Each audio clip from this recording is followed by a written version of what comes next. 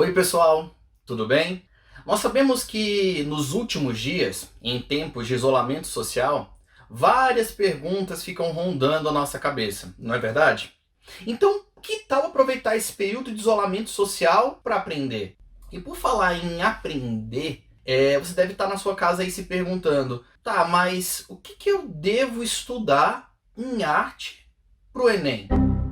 Considerando os conteúdos e os assuntos que são cobrados na avaliação, e também utilizando como referência as últimas provas dos anos anteriores, nós podemos afirmar que nós temos dois temas, dois assuntos que são bastante recorrentes.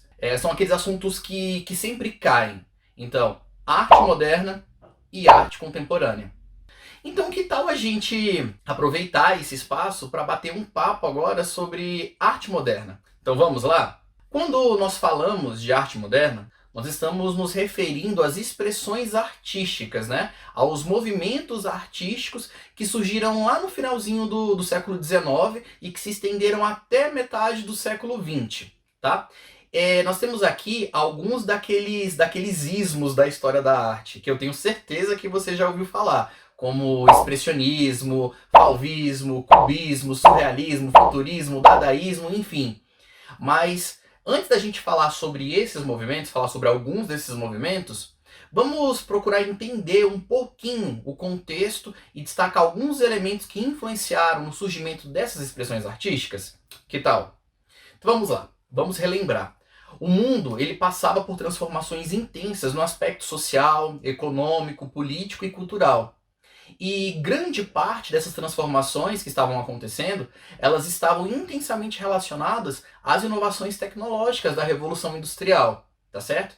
Nós temos aqui grandes conquistas tecnológicas, inclusive para o campo das artes, como por exemplo o surgimento da fotografia e o surgimento também do cinema. Outra coisa que nós temos que considerar é a guerra, né? Alguns movimentos artísticos, inclusive, eles vão surgir no meio da Primeira Guerra Mundial ou então após a Primeira Guerra Mundial. Ou seja, esses movimentos, eles tinham esse conflito, isso tudo estava acontecendo, como principal forma de contextualização de suas obras. Então vai influenciar diretamente na criação artística. A arte que vai ser produzida aqui, ela vai deixar de ter aquele caráter decorativo, vai deixar de seguir os padrões da arte acadêmica e vai começar a se preocupar com a própria sociedade. Aí você se pergunta, tá, professor, mas o que é arte acadêmica? Então vamos lá. A arte acadêmica era aquela pintura e escultura produzida nas academias europeias de arte, nas escolas de arte do século XIX.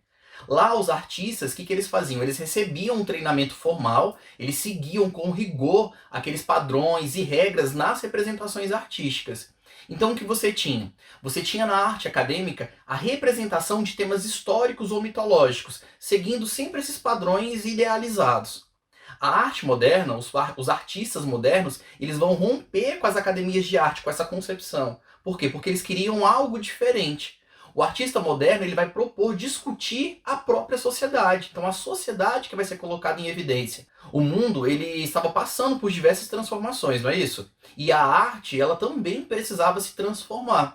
E a arte dessa época ela vai buscar expressar de várias formas os dilemas, as incertezas, as descobertas, as transformações que estavam acontecendo durante esse período, tá certo? Então contextualizamos um pouquinho, né? E agora eu vou falar sobre alguns desses movimentos de forma bem resumida, mas destacando, né, as principais características para que você consiga compreendê-los. Vamos começar pelo expressionismo. O expressionismo ele foi um movimento artístico que ele se preocupou em dar ênfase aos aspectos subjetivos do homem. Como assim? Ele tinha como principal característica a representação dos sentimentos e das emoções. O expressionismo ele foi uma reação direta ao impressionismo. Então olha só, então, são nomes parecidos, né? São movimentos com nomes parecidos, mas as preocupações dos artistas são completamente diferentes.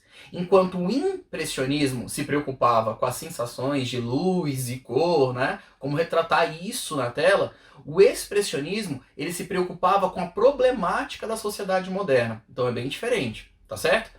O expressionismo ele buscava expressar as incertezas, as angústias, o universo psicológico que estava ali na sociedade do início do século XX. Nós vamos ter no expressionismo cores fortes, imagens deformadas, né? As pinturas, como vocês estão observando, elas fogem às regras tradicionais do equilíbrio também, da harmonia das cores. Os artistas expressionistas, eles buscavam manifestar aquele pessimismo em relação ao mundo. E entre os artistas desse movimento, eu destaco alguns aqui para vocês, mas vale ressaltar aqui o Kirchner e o Edvard Munch. Vale destacar entre essas obras duas telas aqui do Munch. O Grito, que eu tenho certeza que muitos de vocês já devem ter visto essa obra, né? Seja em livros ou em alguma releitura que apareceu em algum filme, algum desenho, enfim. E a outra obra do Munch que eu trouxe é essa daqui, o Autorretrato depois da gripe espanhola. Ah, e só uma curiosidade. Para quem curte filmes de terror, assim como eu, vale uma pesquisa super bacana sobre o cinema expressionista alemão. Então, terminando aqui, vai lá pesquisar sobre isso, tá certo? Vamos agora de fauvismo. No fauvismo, nós temos a utilização de cores intensas, o uso da cor pura e sem misturas, e a representação de formas simplificadas. Essa corrente artística, esse movimento artístico, recebe o nome de fauvismo após uma exposição realizada em 1905. O que aconteceu? Os críticos de arte da época, eles chamaram aqueles pintores que estavam lá na exposição, chamaram os pintores de fauves, que em português significa feras. Eles utilizaram esse termo por conta da intensidade, por causa da intensidade com que os artistas utilizavam as cores puras sem misturá-las. Os artistas desse movimento, eles criavam figuras sugerindo as formas, sem aquela preocupação de representá-las de maneira realista. Então, no fauvismo nós tínhamos dois princípios básicos. Primeiro deles, a simplificação das formas das figuras e o emprego das cores puras, tá certo? Ah, e vale destacar também que as cores pintadas, elas não eram a representação das cores da realidade. As cores que eram utilizadas na tela, elas eram o resultado de uma escolha arbitrária do próprio artista.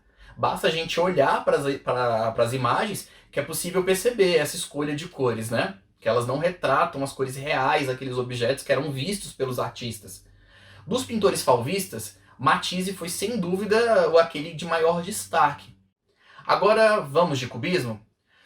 Os pintores cubistas, eles foram inspirados pelas obras do Cézanne, que já apresentava as formas da natureza em suas pinturas de uma forma diferente, de uma forma geometrizada. Ou seja, as pinturas do Cézanne já não apresentavam as formas da natureza de uma forma realista, pelo contrário, né? O Cézanne ele pode ser considerado, inclusive, como precursor do cubismo. Mas os cubistas, inspirados nas obras do Cézanne e seguindo essas características, eles vão além. O que eles vão fazer? Eles passam a representar os objetos com todas as suas partes no mesmo plano. Era como se eles pegassem um objeto, né, a figura que ia ser representada, estudando todos os lados dela, e eles colocassem ela ali, aberta e apresentando todos os lados ao mesmo tempo na tela, na obra, né? Aqui também no cubismo, como nos outros movimentos já falados, nós não vamos ter a preocupação de uma representação realista da imagem. Também pelo contrário, né? Como vocês podem observar, vai ser bem diferente. O que nós vamos ver aqui é a fragmentação dos objetos. Nós vamos perceber que tem como se fosse uma espécie de destruição dessa estrutura realista, né? Com esses objetos todos fragmentados, com todos os lados expostos ao mesmo tempo.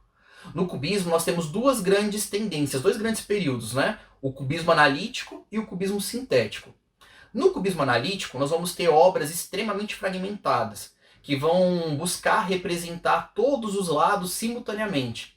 Essa fragmentação durante o cubismo analítico era tão excessiva que em algumas obras é quase que impossível você reconhecer a figura que está sendo representada ali na pintura, tá bom? Outra característica no cubismo analítico é a utilização de poucas cores, como por exemplo o preto, o cinza, o ocre e alguns tons de marrom, tá certo? Já no cubismo sintético, o que nós vamos ter? As figuras elas vão começar a se tornar novamente reconhecíveis. Era possível você identificar a figura representada, Mas mesmo assim, mesmo buscando essa aproximação da imagem real dos objetos representados, no cubismo sintético nós não temos uma representação realista, tá certo? Então fiquem atentos, não tem a representação realista. Nós temos aqui, no cubismo sintético, uma tendência que foi chamada também de colagem. O que era a colagem? A colagem foi uma tendência cubista que introduzia nas pinturas a colagem de fragmentos de madeira, pedaços de jornal, vidro ou outros materiais para causar essa sensação, né, na tela. Entre os artistas cubistas de grande destaque, nós podemos destacar o Georges Braque e o Pablo Picasso. Nessa obra aqui, Les Demoiselles d'Avignon, que é do Pablo Picasso, que foi um marco para o cubismo, foi a primeira obra cubista, o Picasso começa a elaborar o que seria considerado como a estética desse movimento. Por isso que eu estou destacando aqui essa obra, tá bom? Aqui o que nós vamos ter? Nós temos a representação dessas mulheres do bairro d'Avignon de uma forma geometrizada, que não é uma representação realista, pelo contrário, né? Ela é o oposto de uma representação realista. Nós temos aqui nessa obra uma influência direta da arte africana, das máscaras africanas. O Picasso ele recebe essa influência da arte africana. Observem os rostos de algumas dessas mulheres representadas. Não parecem máscaras, não são máscaras africanas? Tranquilo? Por fim, agora, nós vamos falar sobre surrealismo. O poeta e escritor André Breton, ele liderou a criação desse movimento escrevendo um manifesto surrealista, em que ele associava a criação artística ao que era chamado de automatismo psíquico em estado puro, onde o artista ele se desprenderia da racionalidade para representar imagens relacionadas aos sonhos, às alucinações, aquelas vontades e os desejos inconscientes. A própria palavra surrealismo, ela se refere a algo além da realidade, né? O surrealismo ele vai buscar representar nas artes esse universo dos sonhos, do subconsciente, do inconsciente. Ele foi um movimento artístico bastante influenciado pela teoria, né, a teoria psicanalítica do Freud. Por isso esse estudo do inconsciente também. Portanto, você pode observar nas obras surrealistas como se os artistas eles abandonassem a ideia do mundo real, desse mundo consciente, desse mundo racional, para representar por meio de formas abstratas ou formas figurativas, simbólicas, as imagens de uma realidade muito mais profunda, né? Uma realidade vinda do subconsciente e do inconsciente humano. Tudo bem? Os surrealismos seriam, então, eles vão se preocupar com essas representações das emoções e das sensações por meio do fantástico, sem aquele controle racional das coisas. Entre os pintores surrealistas, nós podemos destacar vários, mas aí eu trouxe para vocês aqui o Juan Miró, René Magritte e, sem sombra de dúvidas, né, o Salvador Dalí. Uma das obras mais conhecidas do Salvador Dalí é A Persistência da Memória, tá certo? O Dalí, ele afirmava que os seus quadros eram fotografias de sonhos pintadas à mão. Olha só. Bom, nós chegamos agora, né, ao fim dessa explicação sobre esses movimentos, mas cada um deles, ele merece uma atenção, né, uma aula bem mais detalhada. O que eu trouxe aqui para vocês foi um resumão bem rápido do que seria, né, cada um desses movimentos. E antes de encerrar, eu gostaria de fazer um comentário, né, de comentar que quando nós estudamos esses e outros movimentos artísticos, algumas pessoas podem pensar assim meio que rapidamente que esses movimentos foram movimentos que aconteceram somente lá em 1900 e bolinha e que nada disso influencia ou é utilizado hoje em dia, né? Pelo contrário. Assim que terminar essa aula, faz o seguinte, dá uma pesquisada e verifica, por exemplo, clipes musicais com características expressionistas. Eu tenho certeza que você vai encontrar artistas atuais, artistas contemporâneos, do mundo pop, do rock, por exemplo, que utilizaram elementos do expressionismo na produção de seus videoclipes. Pesquisa também filmes que possuam características surrealistas. A mesma coisa. E aí você vai perceber, né, como essas produções contemporâneas ainda bebem lá dessa arte moderna, desses movimentos. Vale muito a pena você pesquisar, descobrir, sabe, e reconhecer essas referências. Porque eu tenho certeza que vocês vão curtir isso. Eu espero que tenham gostado da aula e que eu tenha contribuído para o estudo de vocês, tá bom? Então um grande abraço, bons estudos e até a próxima.